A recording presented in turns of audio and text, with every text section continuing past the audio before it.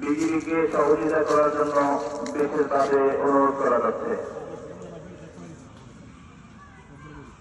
ভারতের নিরীহ মুসলমানদেরকে বাংলাদেশে পুশিং করার জন্য তারা সার্বক্ষণিক চেষ্টা চালিয়ে যাচ্ছে। তাদেরকে রুখে দেওয়ার জন্য বাংলাদেশের জনগণকে বিডিআরের সাথে সহযোগিতা করার জন্য বিশেষভাবে অনুরোধ করা যাচ্ছে।